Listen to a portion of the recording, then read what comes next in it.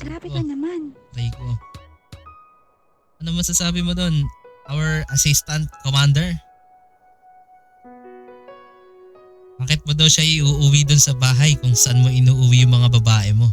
Anong ginagawa mo dito, baby? Yun, bakit Isang ba tanong, every time na Celine. hindi ako... Mahal mo ba talaga ako? Mahal kita, pero kasi tumitingin ka sa every time na hindi tayo okay. Di sa ganun yun, baby. Wala akong babae. Kumakausap lang ako dahil kala ko di ka interesado. Bakit parang justify mo yung cheat mo na hindi ako interesado? So, are you saying na dahil hindi interesado yung isang tao, free ka na na tumingin sa iba kahit na engaged tayo? Anong papakasalan naman ako? Ibig sabihin ba niyan, hindi mo ako balak pakasalan noon?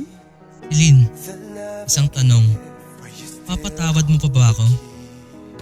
Mapapatawad kita pero hindi ko masabi kung kaya ko ngayon eh. Payagan mo sana akong ibigin ka ulit. Sakit-sakit mo mahalin. Hindi ko na ulitin yun.